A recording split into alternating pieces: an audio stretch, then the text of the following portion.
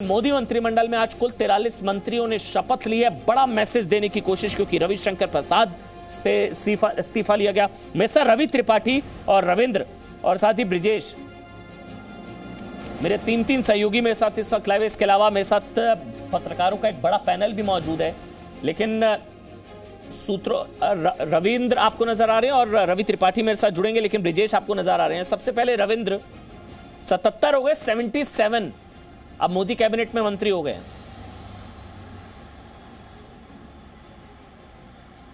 बिल्कुल, 4 अभी बचे हुए हैं, तो कहीं ना कहीं भविष्य की राजनीति को भी ध्यान में रखते हुए 4 जगह छोड़ी गई है।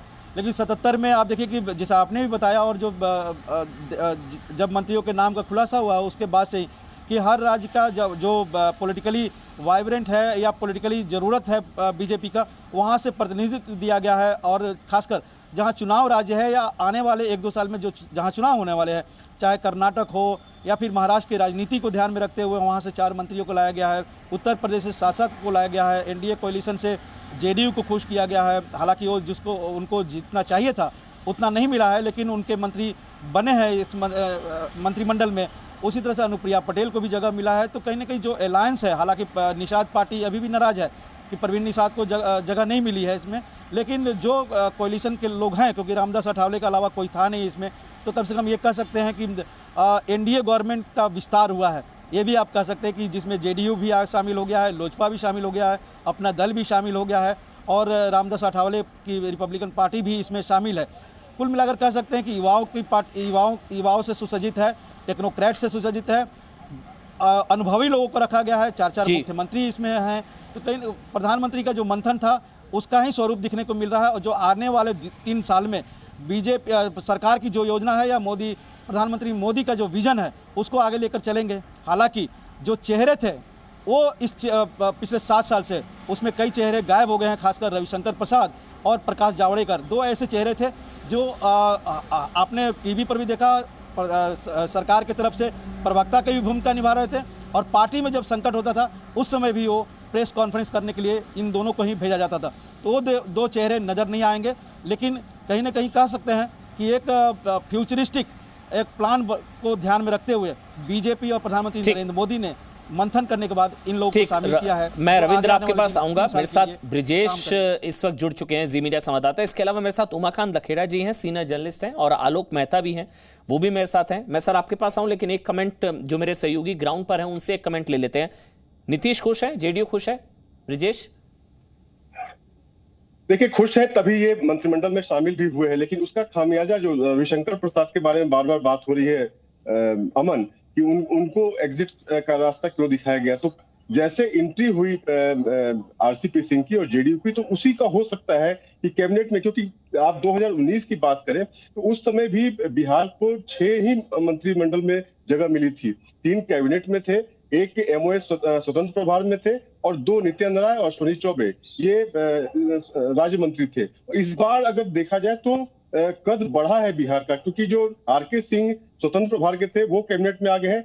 रामविलास पासवान के देहांत के बाद उनकी जगह पशुपति पारस ने ली है, और आरसीपी के आने के बाद जो एक संख्या बढ़ रही थी, तो हो सकता है कि रविशंकर प्रसाद को हटाया गया उनके कारण। तो अभी भी स्थिति वही है, जो 4 जो है वो कैबिनेट मंत्री है बिहार से, और 2 है वो एमओएस है। तो नीतीश कुमार खुश है, लेकिन जो डिमांड पार्टी की तरफ से थी, सब लोग यही कहते थे कि उनको 4 सीटें चाहिए थी। लेकिन जब जिस शर्त पे 2019 में उन्होंने अपनाया नहीं, वही 1 सीट लेकर इस बार वो पार्टी के मंत्रिमंडल में शामिल है। अमन, ठीक है ब्रिजेश, मैं आपके पास आऊं। मैं उमाकांत जी आपके पास आ रहा हूं, आलोक मेहता जी। लेकिन बड़ी बातें क्या हैं जो शपथ ग्रहण हुआ है उसमें सबसे बड़ी चीज ये है कि अब की बार ओबीसी सरकार, ओबीसी कोटे से, ओबीसी वर्ग से 27 मंत्री हैं, 27 जो मंत्री हैं वो ओबीसी वर्ग से हैं। 15 कैबिनेट, 8 स्वतंत्र प्रभार, 20 जो हैं वो राज्य मंत्री हैं।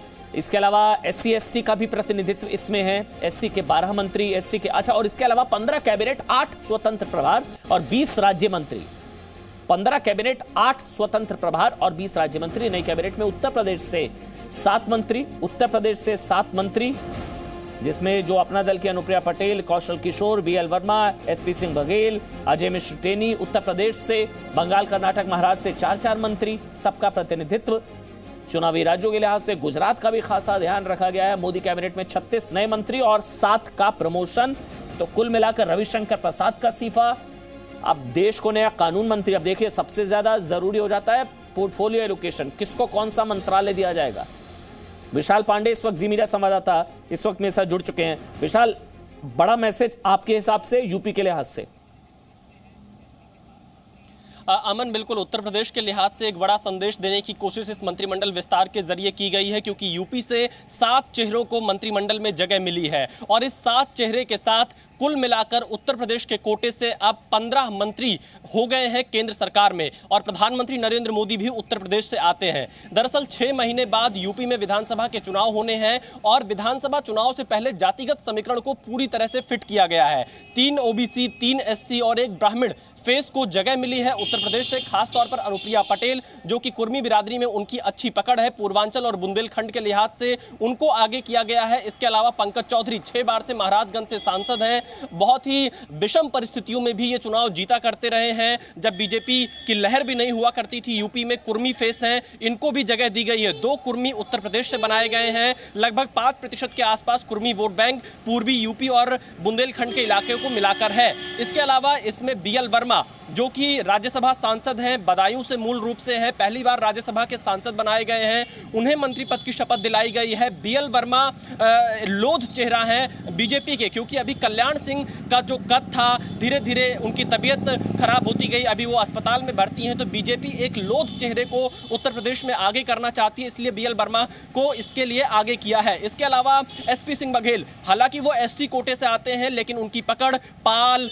धनगर और ये सब जो बिरादरियां हैं बघेल, इसमें अच्छी मानी जाती है। और एसपी सिंह बघेल एक वक्त था जब मुलायम सिंह यादव के सबसे करीबी माने जाते थे और यादव बेल्ट के लिहाज से एसपी सिंह बघेल को वहां से चुना गया है। वो फिरोजाबाद में उनकी अच्छी पकड़ होती है, तो वहां की इन छोटी छोटी जातियों को बीजेपी अपने साथ जोड़कर रखना चाहती है। इसके अलावा अगर हम बात करें अजय मिश्रा टेनी की, लखीमपुर खीरी से 2 बार दूसरी बार के सांसद है, ब्राह्मण चेहरा, खासतौर पर अवध और जो मध्य यूपी का क्षेत्र है वहां पर ब्राह्मणों को लुभाने की कोशिश बीजेपी यहां पर कर रही है। कौशल किशोर, जो कि बहुत ज्यादा मुखर रहे हैं अपनी उत्तर प्रदेश सरकार के खिलाफ ही, वो एससी के चेहरा हैं यहां पर उत्तर प्रदेश में। उन्हें अनुसूचित जाति मोर्चा यूपी का अध्यक्ष भी अभी कुछ दिन पहले बनाया गया था। अमित शाह उनको बहुत मानते हैं, क्योंकि उनकी पार्टी बीजेपी में उनको शामिल कराने की पूरी पटकथा अमित शाह ने लिखी थी, इसलिए कौशल किशोर को इसमें जगह मिली है ताकि एससी वोट बैंक पर ध्यान जा सके। इसके अलावा बुंदेलखंड, लेकिन सरकार की तस्वीर इस वक्त जी न्यूज़ की स्क्रीन पर है। सांसद रहे। मैं 1 मिनट के लिए रोक रहा हूं आपको। पूरी सरकार की तस्वीर आप जो है, जो प्रमुख चेहरे हैं ना सरकार के, जिन्होंने शपथ ली, नारायण राणे सबसे पहले, सर्बानंद सोनोवाल असम के पूर्व मुख्यमंत्री, डॉक्टर वीरेंद्र कुमार, ज्योतिरादित्य सिंधिया, आरसीपी सिंह, अश्वनी वैष्णव, पशुपति पारस, किरण रिजिजू प्रमोशन, पंकज चौधरी, अनुराग ठाकुर वित्त राज्य मंत्री, और अब कौन सा पोर्टफोलियो होगा, जी किशन रेड्डी गृह राज्य मंत्री, एमओएस होम, अब कौन सा पोर्टफोलियो होगा, इनका प्रमोशन हुआ। पुरुषोत्तम रूपाला का प्रमोशन, भूपेंद्र यादव संगठन से अब सरकार में, मनसुख मांडविया, हरदीप सिंह पुरी प्रमोशन, और गृह सचिव रहे, केंद्रीय गृह सचिव रहे आरके सिंह। देखिए सरकार की तस्वीर कुछ बदली सी, और चेहरे ना रविशंकर प्रसाद, ना प्रकाश जावड़ेकर, ना डॉक्टर हर्षवर्धन, ना रमेश पोखरियाल निशंक, लगभग सरकार की पूरी तस्वीर बदलती हुई नजर आ रही है मोदी 2.0 में। अब मैं उमाकांत लखेरा जी आपके पास, और फिर आलोक मेहता आपका एक कमेंट लूंगा। पहले उमाकांत लखेरा जी, ये तो पूरी मतलब तस्वीर ही बदल गई मोदी कैबिनेट की, बड़ा फेरबदल, बहुत बड़ा फेरबदल। रविशंकर प्रसाद का इस्तीफा, प्रकाश जावड़ेकर का इस्तीफा, रमेश पोखरियाल निशंक का इस्तीफा। उमाकांत लखेरा जी, जिसको देखिए, इसको सीधी जी इसको कई तरह की चीज़ें, जब इस तरह की घटनाएं रद्दो बदल होते हैं मंत्रिमंडल में, तो कई तरह के विशेषण दिए जाते हैं, लेकिन मैं तो इसको कहता हूँ मेजर सर्जरी। मैं इसको मेजर सर्जरी कहूँगा, इस ढंग से सर्जरी कहूँगा कि आप छोटे से इलाज के लिए सोच रहे थे कि छोटा इलाज करेंगे, लेकिन धीरे धीरे करके आप इतना बड़ा इलाज करना पड़ गया आपको कि लोगों ने कल्पना नहीं की थी, खासतौर पर मीडिया ने भी कल्पना नहीं की थी कि इतना बड़ा इलाज हो जाएगा, इतनी बड़ी सर्जरी हो जाएगी, और इस सर्जरी को मजबूर होना पड़ेगा। देखिए, हम जहाँ खड़े हैं और सरकार जहाँ खड़ी है, देश जहाँ खड़ा है, हम ये कह सकते हैं कि कोरोना का जो 1.5 साल का जो कार्यकाल था, उसने पूरी इकोनॉमी को झकझोर दिया, हमारी सामाजिक व्यवस्था को झकझोर दिया और हमारी सिस्टम की जो कमियां थी, खामियां थी, कमजोरियां थी, हमारे हेल्थ सिस्टम की कमजोरियां थी, उसको उजागर कर दिया, एक्सपोज कर दिया कि हमारा जो बेसिक हेल्थ सिस्टम है वो बहुत कमज़ोर है। और मुझे लग रहा है कि जब 2019 में जब वादा किया था भारतीय जनता पार्टी ने कि हम 1 लाख वेलनेस सेंटर खोलेंगे देश में, 1 लाख वेलनेस सेंटर का वादा किया गया था, मुझे नहीं लगता कि ये वादा पूरा हुआ होगा। और एक किस्म से ये गाजगिरी है कि आपने जो चीज़ें होनी थी, जो हमारा घोषणा पत्र में जो चीज़ें कही गई थी, जो हमने वादे किए गए थे, और मैं आपको बता दूं कि पूरे कोरोना के कार्यकाल में जिस तरह से सरकार की भद्द पिट गई एक किस्म से कि भाई आपने क्यों नहीं संभाल पाए, ये पैंडेमिक की आपने क्यों नहीं कल्पना की, और पैंडेमिक आ गया तो आप उसको संभाल क्यों नहीं पाए। तो ये जो चीज़ें हुई, ये दूसरा था कि शिक्षा में जो रमेश पोखरियाल निशंक को हटाया गया, उसके पीछे सीधी सी बात है कि देखिए सीबीएसई जो पैंडेमिक के दौरान शिक्षा बुरी तरह प्रभावित हुई, लोगों को ऑनलाइन पढ़ाई करनी पड़ी, छात्रों को शिक्षा बहुत बुरी तरह प्रभावित हुई।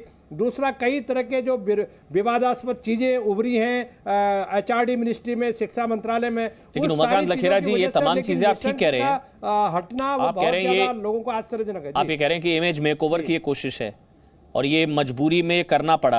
आलोक मेहता, आपका एक कमेंट, उसके बाद मैं रविंद्र आपके पास आऊंगा, क्योंकि रविशंकर प्रसाद का इस्तीफा और प्रकाश जावड़ेकर का इस्तीफा क्या बताता है। बहुत ही मुश्किल फैसला रहा होगा प्रधानमंत्री के लिए, लेकिन पहले आलोक मेहता आप बोलिए, उसके बाद मैं रविंद्र आपके पास आऊंगा। आलोक मेहता।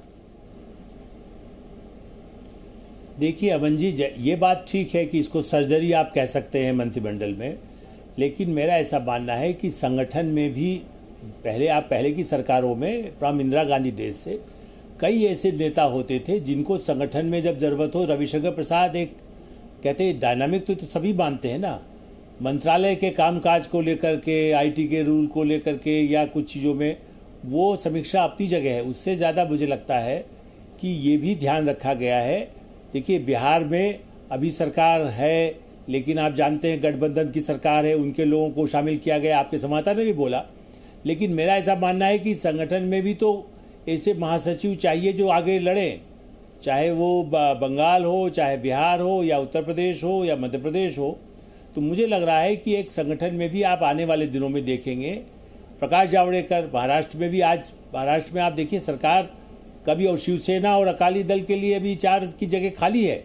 आप ये भी ध्यान दीजिए, अभी भी यदि शिवसेना बीच में आकर, उद्धव ठाकरे जी बंद कमरे में सबके साथ होने के बाद भी मोदी से अलग से बात की, उनका जो सॉफ्ट थोड़ा सा तरीका नज़र आ रहा है, आने वाले दिनों में कौन किधर जाता है कुछ पता नहीं। इस दृष्टि से प्रकाश जावड़ेकर की अपने कोई रोल उनका जो लिया जा सके। लेकिन हाँ, ये सही है कि सबसे ज़्यादा ये देखा गया कि उन मंत्रालयों में आगे ऐसे लोग आएँ जिसका कि अधिक से अधिक उपयोग प्रशासकीय दृष्टि से हो, और जो कमजोरियाँ हैं, देखिए कोरोना के लिए भी मैं आज भी मानता हूँ मीनाक्षी लेखी को महिला के नाते, या दिल्ली के दूसरा बड़ा चेहरा जिसको कहना चाहिए, आगे के चुनाव की दृष्टि से भी उनको लाया गया। हर्षवर्धन जी एक वरिष्ठ नेता थे और वो संघ से जुड़े रहे हैं, और इसलिए केवल ये कहा जाए कि वो बिल्कुल अक्षमता की वजह से हटाए गए, मैं इससे सहमत नहीं हूँ। मेरा ऐसा मानना है कि उनके अपने संगठन में जो उनका लो प्रोफाइल है, और आगे दिल्ली के चुनाव में भी वो क्या काम कर सकते हैं, या और जगह जाकर के देश में कुछ काम कर सकते हैं, तो उनका उपयोग होगा। इसलिए एक तरफ ये है कि अच्छा आलोक जी, एक कमेंट आलोक जी इस पर भी बोलिए ना, क्योंकि जिनको हटाया गया वो वहां मौजूद थे, रविशंकर प्रसाद, प्रकाश जावड़ेकर, और नए मंत्रियों को शपथ लेते वो देख रहे थे। ये भी तो ये किस तरह का मैसेज, आप बोलिएगा। लेकिन पहले रविंद्र, मैं आपसे सवाल ले रहा हूं, उसके बाद मैं आपके पास आऊंगा आलोक सर। रविंद्र, ये तो बिल्कुल अनएक्सपेक्टेड था मेरे ख्याल से, रविशंकर प्रसाद, प्रकाश जावड़ेकर, यहां पर उमाकांत लखेरा हैं, सीनियर जर्नलिस्ट हैं, वो कह रहे हैं सर्जरी करनी पड़ी।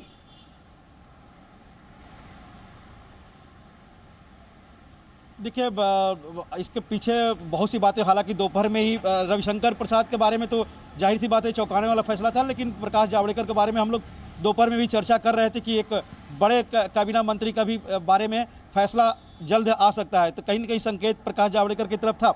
लेकिन देखिए दोनों, पहले भी कहा कि दोनों सरकार के चेहरे थे, और पार्टी के लिए जब भी संकट का समय आता तो दोनों प्रवक्ता की भूमिका भी निभाते थे।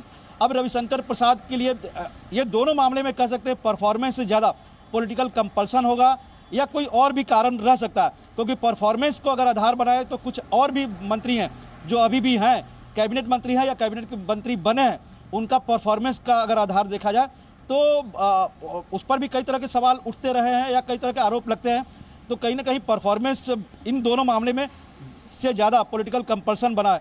हो सकता है कि ये कहानी दोहराई जाए, जैसा कि मैंने पहले भी कहा था कि वेंकैया नायडू, आलोक जी बेहतर जानते होंगे इस चीज़ को, कि वेंकैया नायडू को जब बीजेपी अध्यक्ष बनाया गया था तो उन्होंने कहा था कि हमको एक अनुभवी नेता चाहिए जो महासचिव के रूप में रहे, हमारा सहयोग करे। प्रमोद महाजन को कैबिनेट से हटाकर फिर उनको महासचिव बनाया गया था। हो सकता है जेपी नड्डा और रविशंकर प्रसाद, दोनों की सियासत पटना से है, दोनों के काफ़ी अच्छे संबंध भी है। हो सकता है कि जेपी नड्डा जी चाहते होंगे कि रविशंकर प्रसाद उनके पास आए, लेकिन ये एक तर्क है। कहीं ना कहीं परफॉर्मेंस से ज़्यादा कुछ पॉलिटिकल कंपल्सन है। इसके बारे में बहुत ज़्यादा विस्तार से बात भी नहीं किया जा सकता है। पार्टी के अंदरूनी मामला होगा या सरकार का अंदरूनी मामला होगा, कुछ कोर्ट के मामला हो सकता है, कुछ किसी बात को लेकर टकराव भी हो सकता है, कई ऐसे वजह होगी रविशंकर प्रसाद को लेकर, क्योंकि ट्विटर कोई एक मसला नहीं है, एक दिखने वाला चीज़ है कि ट्विटर के मसले पर कई लोग कह सकते हैं कि उनको हटाया गया, ये कोई बड़ी चीज़ नहीं है, क्योंकि अरुण जेटली के रहते हुए या अरुण जेटली पोर्टफोलियो एलोकेशन कब होगा? के बाद आज ही होगा, तो कानून का मामला हो या कई चीज़, इनको पोर्टफोलियो एलोकेशन बिल्कुल आपसे हमारी बातचीत हो रही है।